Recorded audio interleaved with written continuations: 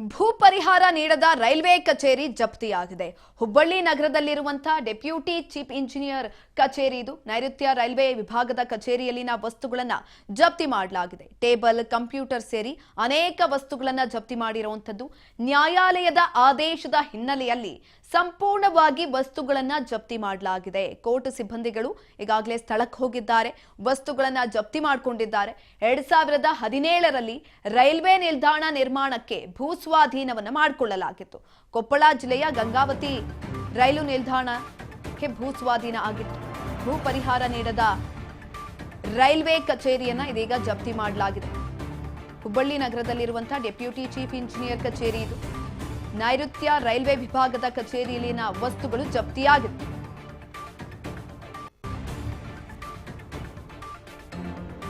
ನ್ಯಾಯಾಲಯದ ಆದೇಶದ ಹಿನ್ನೆಲೆಯಲ್ಲಿ ಜಪ್ತಿ ಮಾಡಿದ್ದಾರೆ ಕೋರ್ಟ್ ಸಿಬ್ಬಂದಿಗಳು.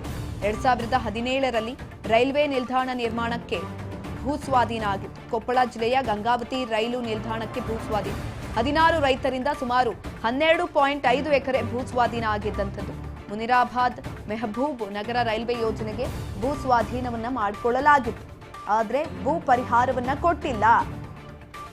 ಈ ನಿಟ್ಟಿನಲ್ಲಿ ಜಪ್ತಿ ಮಾಡಿರುವಂಥದ್ದು.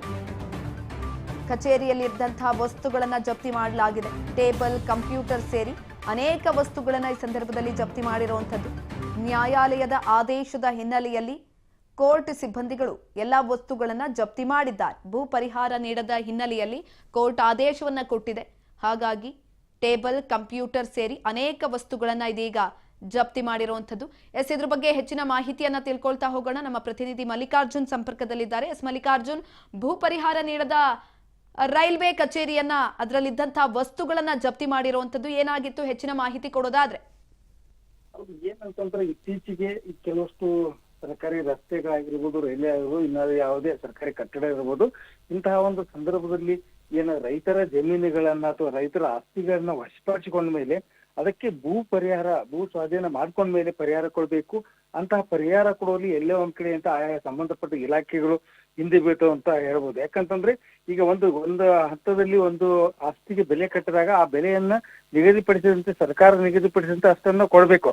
ಈ ಒಂದು ರೈಲ್ವೆಗೆ ಸಂಬಂಧಪಟ್ಟಂತೆ 2017ರಲ್ಲಿ ಒಂದು ರೈಲ್ವೆ ನಿಲ್ದಾಣ ಮಾಡ್ಲಿಕ್ಕೆ ರೈತರಿಂದ ಒಂದು ಭೂಮಿಯನ್ನು ಸ್ವಾಧೀನಪಡಿಸ್ಕೊಂತಾರೆ. ಅಲ್ಲಿಂದ ಈವರೆಗೂ ಸಹ ಅಲ್ಲಿನ ಸಂಬಂಧಪಟ್ಟ ಕೊಪ್ಪಳ ಜಿಲ್ಲೆ ಗಂಗಾವತಿಯ ರೈಲ್ ನಿಲ್ದಾಣಕ್ಕೆ ಜಾಗ ಅಂತ ಅಂತಾರ 16 ರೈತರಿಂದ ಒಟ್ಟು 12.5 ಎಕರೆ ಜಮೀನನ್ನ ಪಡ್ಕೊಂತಾರೆ. ಅವ್ರಿಗೆ ಸಂಬಂಧಪಟ್ಟವ್ರಿಗೆ ಈ ರೈಲ್ವೆ ಇಲಾಖೆಯಿಂದ ಒಂದು ಭೂ ಸ್ವಾಧೀನ ಮಾಡ್ಕೊಂಡ ಮೇಲೆ ಪರಿಹಾರ ಕೊಡ್ಬೇಕಾಗತ್ತ.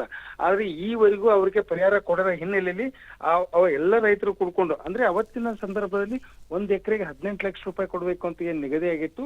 ಆ ನಿಗದಿಯಾದಂತಹ ಹಣ ಅವ್ರಿಗೆ ಬರದೇ ಇರೋದ್ರಿಂದ ಅವರು ಕೋರ್ಟ್ ಮೆಟ್ಟಲು ಏರಿದ್ರು. ಈ ಕೋರ್ಟ್ ಮೆಟ್ಟಲು ಏರಿದ್ರ ಮೇಲೆ ಅಂತಂದ್ರ ಇವತ್ತು ಏನಂತಂದ್ರೆ ಒಂದು ನ್ಯಾಯಾಲಯ ಇವರಿಗೆ ಒಂದು ಚದುರ ಅಡಿಗೆ 800 ರೂಪಾಯಿದಂತ ಪರಿಹಾರ ಕೊಡ್ಬೇಕು ಅಂತ ಏನು ಆದೇಶ ಮಾಡಿತ್ತು. ಆದೇಶ ಆದ ನಂತರ ಸಹ ರೈಲ್ವೆ ಇಲಾಖೆ ಯಾವುದೇ ರೀತಿಯಿಂದ ಇವ್ರಿಗೆ ಪರಿಹಾರ ಕೊಟ್ಟಿಲ್ಲ. ಹೀಗಾಗಿ ನಿನ್ನೆ ನ್ಯಾಯಾಲಯದ ಆದೇಶದ ಮೇರೆಗೆ ಈ ರೈಲ್ವೆ ಇಲಾಖೆಯನ್ನ ಜಪ್ತು ಮಾಡಲಾಗಿದೆ ಅಂತ ಹೇಳ್ಬೋದು.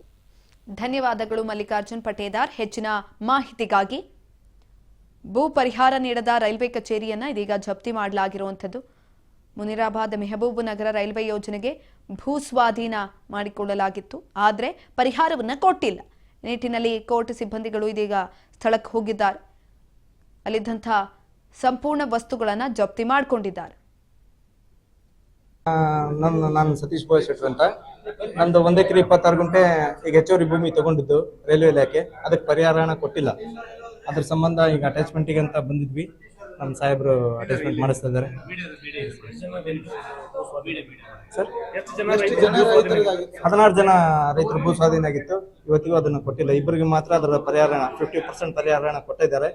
ಇನ್ನು ಉಳಿದವರಿಗೆ ನನ್ನ ಸೇರಿ ಇನ್ನೂ ಕೊಟ್ಟಿಲ್ಲ.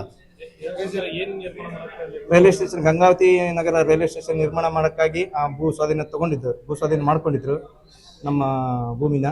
ಇವತ್ತಿಗೂ ಅದ್ರದ್ದು ಹಣ ಕೊಟ್ಟಿಲ್ಲ. ಅದ್ರ ಸಂಬಂಧ ಇವತ್ತು ಜಪ್ತಿ ವಾರಂಟ್ ಇತ್ತು, ಹಾಗಾಗಿ ಬಂದಿದ್ದಾರೆ. ಸರ್ ಈಗ ನಮ್ಮ ಸಾಹೇಬ್ರು ಹೇಳಿದಂಗೆ ಅದು ಅಮೌಂಟ್ ಹೇಳಿದ್ದಾರೆ. ಎಷ್ಟು ಅನ್ನೋದು ನಮ್ಗೆ ಅದ್ರ ಬಗ್ಗೆ ಐಡಿಯಾ ಇಲ್ಲ. ನಾನು ಸತೀಶ್ ಬೋಯಶೆಟ್ರು ಅಂತ. ನಂದು 1 ಎಕರೆ 26 ಗುಂಟೆ ಈಗ ಹೆಚ್ಚುವರಿ ಭೂಮಿ ತಗೊಂಡಿದ್ದು ರೈಲ್ವೆ ಇಲಾಖೆ. ಅದಕ್ಕೆ ಪರಿಹಾರ ಹಣ ಕೊಟ್ಟಿಲ್ಲ. ಅದ್ರ ಸಂಬಂಧ ಈಗ ಅಟ್ಯಾಚ್ಮೆಂಟಿಗೆ ಅಂತ ಬಂದಿದ್ವಿ.